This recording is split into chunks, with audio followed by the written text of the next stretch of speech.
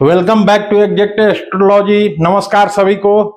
आज हम हस्तरेखा का अंतर्गत जो पर्वत होते हैं उसके बारे में अध्ययन करेंगे।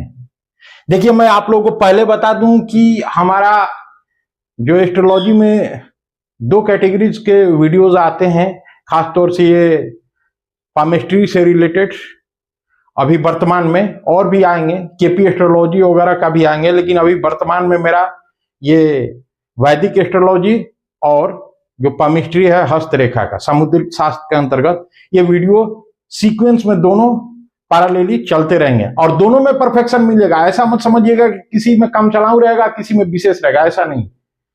बोथ विल बी इंपॉर्टेंट और जो भी रहेगा परमात्मा का दिया हुआ ज्ञान आप लोगों तक पहुंचाने का प्रयास मेरा जारी रहेगा। आप लोगों का साथ चाहिए, लाइक एवं सब्सक्राइब करते रहिए ताकि मेरा कॉन्फिडेंस और एंथुसियाज्म बढ़ता रहे। धन्यवाद। चलिए आइए शुरू करते हैं। ये यहाँ पे एक मैं हथेली का फोटो बनाया हूं। भाई मैं आर्टिस्ट नहीं हूं, मैं एस्ट्रोलॉजर जरूर हूं। प्रयास किया हूं अपने से। अब ये मत कहिएगा आप लोग कि अच्छा नहीं बना है, क्लैरिटी नहीं है, ऐसा नहीं है। मैं बताऊंगा एक एक करके। तो देखिए ये हाथ है, यह हाथ है। वीडियो को लंबा नहीं करना है मुझे, जितना जल्दी हो गया सब्जेक्ट मैटर को क्लियर करना है। यह हाथ है, लेफ्ट हैंड साइड का है।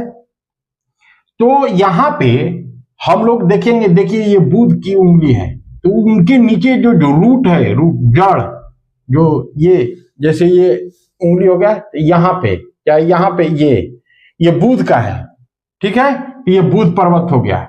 ये देखिए ये सूर्य की है, सूर्य की उंगली है। मैं देखिए सूर्य की उंगली जो है ये उंगली सूर्य की होती है इसमें ये, तो ये सूर्य पर्वत।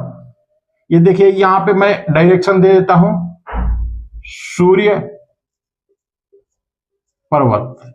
पहले ये बता दूं फिर इसके बारे में मैं डिफाइन करूंगा कि इनका क्या फंक्शनलिटी है हमारे जीवन में। इसके बाद ये जो है ये हमारे शनि महाराज की है जगह। ये जो मध्यमा उंगली है ये क्या हो गया, ये शनि पर्वत हो गया, शनि पर्वत।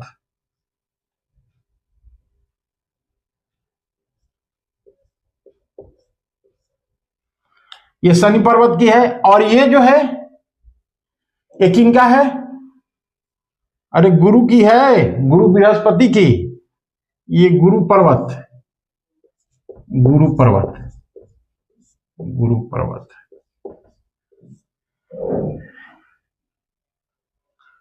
अब देखिए ये शुक्र पर्वत है। यहां पे जो ए लाइन रहता है ना, यहां पे लिख दिया हूं, ऐसे ऐसे जो रहता है यहां पे, यही जड़ में ये शुक्र पर्वत है, शुक्र पर्वत है।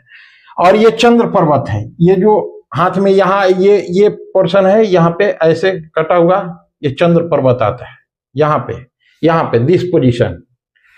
तो अब देखिए यहां पे सॉरी चंद्र पर्वत, यहां क्षमा प्रार्थी हूं, चंद्र पर्वत ये, क्योंकि ये लेफ्ट हैंड का है ना, ये चंद्र पर्वत यहां पे इसमें आएगा। राइट में वैसे आता है, ये लेफ्ट में ऐसे आएगा। तो अब हम लोग अध्ययन करते हैं एक एक करके कि बुध पर्वत का क्या फंक्शन है। देखिए हर हाथों में उंगलियां होती है, हर उंगलियों के नीचे जो रूट है, मूल जड़, उसको पर्वत बोलते हैं। अब सवाल यह है कि तब हर आदमी क्यों नहीं एक जैसा हो जाता है। ये मन में सवाल आएगा किसी का कि सबके हाथों में उंगली है, सबके हाथों में वो पर्वत है सर, तो हर आदमी तो बन जाएगा। नहीं बनेगा। क्यों नहीं बनेगा? क्योंकि जिसका बुध पर्वत उठा हुआ हो, बुध पर्वत ये है, मान लीजिए हम राइट हैंड साइड पे लेते हैं, चाहे लेफ्ट हैंड साइड पे ही समझा रहे हैं, ये बुध पर्वत है, यहां भी दिख रहा है ये रूट। ये जिसका, ये बुध पर्वत जिसका उठा हुआ हो, उभरा हुआ हो, तो निश्चित तौर से वो इंसान बहुत ही बुद्धिमान और वो अपने कार्यों को निकालने में सक्षम होता है। निकालने मतलब संघर्षरत है, किसी प्रोजेक्ट में लगा है, किसी करियर बनाने में लगा है, तो a day will come when you will be success 100%, क्योंकि उसमें बुद्धि प्रचुर मात्रा में है, क्योंकि उसका बुध पर्वत थोड़ा उभरा हुआ होना चाहिए, एकदम धंसा हुआ होगा तब तो बुध या तो अस्त माना जाएगा और नहीं तो नीच का माना जाएगा। ज्यादा उठा हुआ भी रहेगा तो वो आदमी क्या होगा, चतुर होगा और धोखाबाज होगा। क्या होगा, धोखाबाज होगा। लोगों से अपना काम निकालना जानेगा, उसके बाद उससे मतलब नहीं है, धोखा भी देना। और बाद में वैसे लोग तो गलत कर्म भी करने लगते हैं। तो खैर, वो जिसका ज्यादा उठा हुआ होगा उसके बारे में मैं बताया। नॉर्मल होना चाहिए, नॉर्मल माने धसा हुआ नहीं होना चाहिए।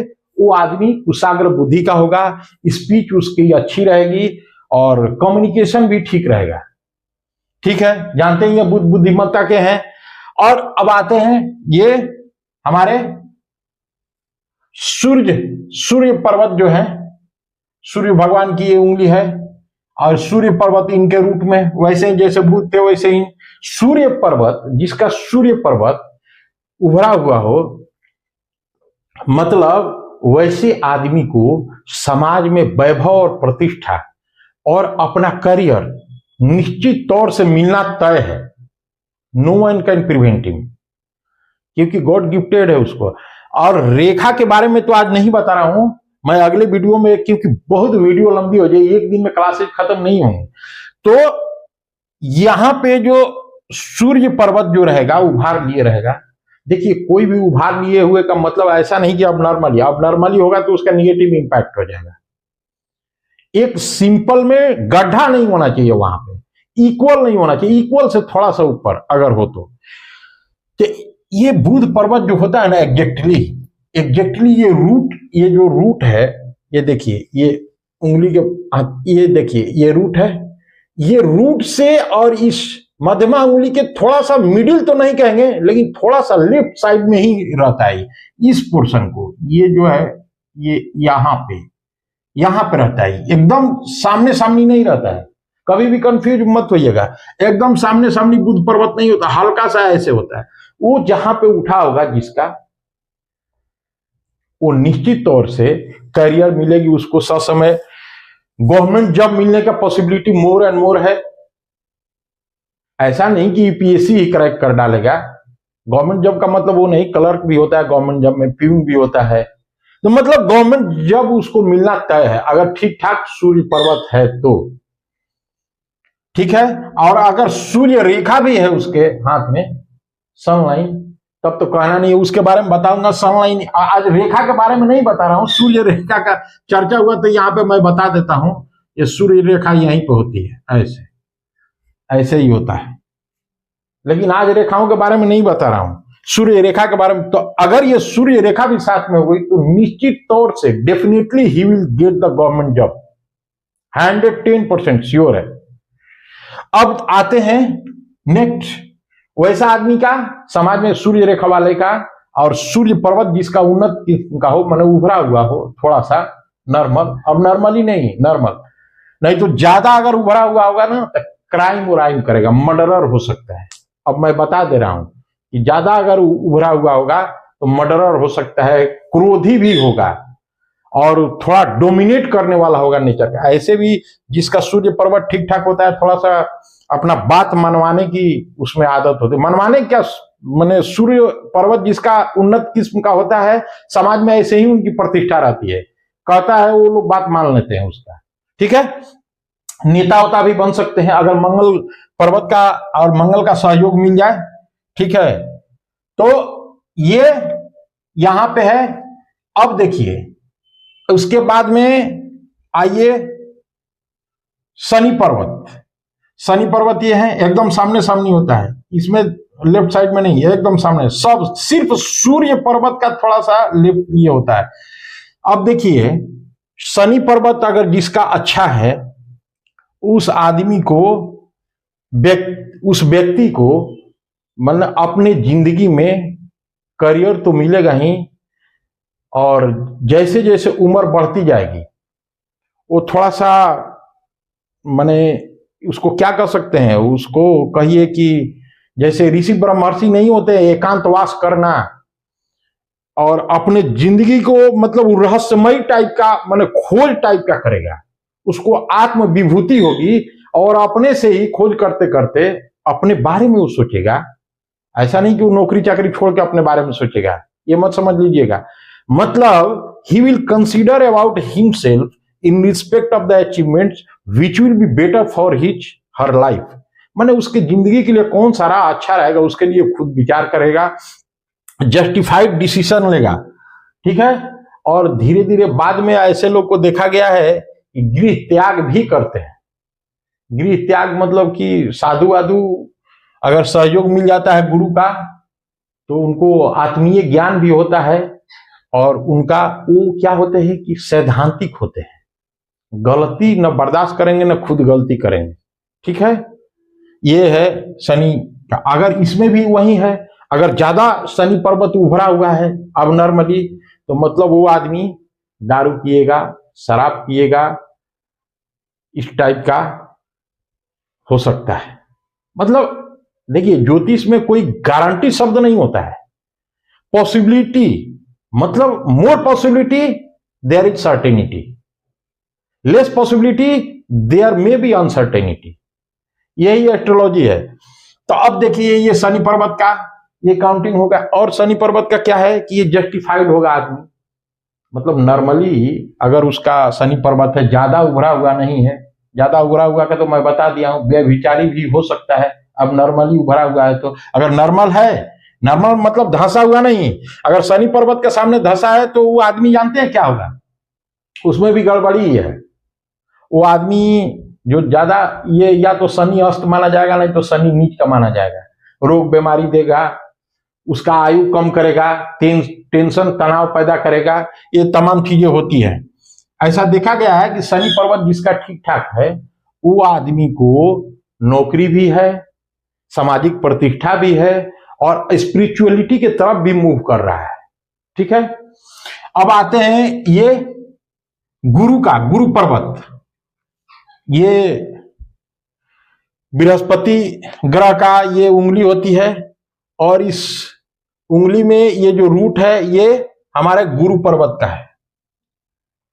अब गुरु पर्वत जिसका जो मैं बताया सब में फॉर्मूला वही है कि जिसका उभार लिए हुए, उभार मतलब आप नॉर्मली नहीं, जब भी मैं उभार की बात कर रहा हूं तो नॉर्मल उभार, एक हो गया नॉर्मल उभार ऊपर की तरफ उठा हुआ, एक हो गया धसा हुआ टाइप का। बहुत उंगलियों में देखिएगा कि किसी किसी का अपना लेवल से भी डाउन है तो उनका ज्ञान जो होगा ना बहुत ही कम होगा, वैसे लोग अनपढ़ भी हो सकते हैं और उच्च शिक्षा तो दूर, मैट्रिक और इंटर भी कर ले तो काफी है और दूसरे के बुद्धि से उनकी जिंदगी चलेगी।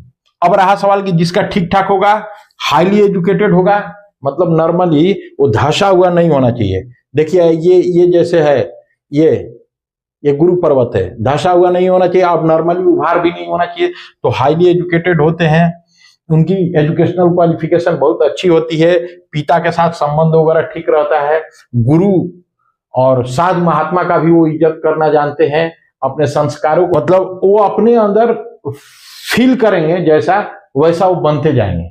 ऐसे भी जनरल ह्यूमन बीइंग का कल्चर है कि जैसा सोचेगा वैसा बनेगा, लेकिन उस बेस पे नहीं बता रहा हूं, उनके पास ये टैलेंट रहेगा कि अपने आप उनको ज्ञान मिलेगा। ऐसा नहीं है कि उनको किताब पढ़ने की जरूरत नहीं है, गुरु के पास शिक्षा लेने की जरूरत नहीं है, लेकिन compare to average people he will get the more success and more education compare to other people. This is the feature of Guru Parvat. ये लक्षण है गुरु पर्वत के, मतलब दूसरे के तुलना में अच्छा क्वालिफाइड रहेगा, जल्दी किसी बात को समझेगा, ज्ञान सद्भावना दूसरे के प्रति रखेगा, ऐसा है। और सुख समृद्धि उसके पास रहेगी, उसके पास न खूब ज्यादा धन रहेगा लुटाने के लिए और न खूब कमी रहेगी, जिस चीज की आवश्यकता होगी उसको मिल जाता है। गुरु पर्वत जिसका ठीक रहता है क्योंकि एजुकेटेड है, जो चाहेगा वो कर लेगा। अब देखिए, अब ये हो गया। अब ये शुक्र पर्वत, ये जो शुक्र पर्वत जिनका अब नॉर्मली उठा हुआ है या बहुत ज्यादा क्रॉसिंग है, तो अब जान ही गए हैं शुक्र जी क्या देते हैं, काम वासना, भोग विलास, धन दौलत, विलासिता। वो आदमी या तो आलसी होगा, काम वासना में विलुप्त रहेगा और मतलब आयास टाइप का जिंदगी जीना पसंद करेगा। धन की भी उसकी व्यवस्था अच्छा खासा रहेगी, आएगा और जाएगा, इधर से आएगा उधर से जाएगा। लेकिन एक नॉर्मल जो शुक्र पर्वत जिसका ठीक रहेगा, जो ज्यादा उभार लिए नहीं हो, न ज्यादा धंसा हुआ हो, सिंपल में ठीक ठाक हो, ये यहाँ पे ये शुक्र पर्वत होता है, तो उस इंसान को जिंदगी में हर चीज की संपूर्णता रहती है। स्त्री सुख भी पर्याप्त मिलेगा जितना चाहेगा, सुख सौंदर्य भी रहेगा उसके पास, हैंडसम होगा वो, देखने में भी, धन दौलत भी रहेगा, और जेम स्टोन ज्वेलरी सब कुछ रहेगा उसके पास, रुपया पैसा और संपत्ति गाड़ी वाड़ी सब रहेगा। कब? जब इसका शुक्र पर्वत ठीक रहेगा तब। शुक्र पर्वत ठीक कैसे जानेंगे? जब वो ज्यादा उठा हुआ ना हो और ज्यादा धंसा हुआ ना हो और ज्यादा क्रॉसिंग ना हो। क्रॉसिंग अगर हो और धंसा हुआ हो तो वो आदमी जस्ट लाइक माने बेगर, माने समझ लीजिए एकदम वेल्थलेस होगा, माने इक्वल टू दैट। कोई जरूरी नहीं है कि आप मान लीजिए कि 5,000 10,000 रुपया हो गया तो वेल्थलेस नहीं माना जाएगा, लेकिन वैसे ही होगा। लेकिन अगर नॉर्मली ठीक ठाक होगा तो सब चीज उसका बैलेंस रहेगा। गृहस्थ जीवन, स्त्री सुख, काम वासना, सौंदर्यता उसके पास रहेगी, ज्वेलरी रहेगा उसके, जेम स्टोन रहेगा, मतलब रत्न महारत्न जो चाहेगा उसके पास सारी चीजें रहेगी। तो ये तमाम चीजें हैं। अभी हस्त रेखा में बहुत सारा चीज बाकी है, फिर अगले वीडियो में मैं बताऊंगा।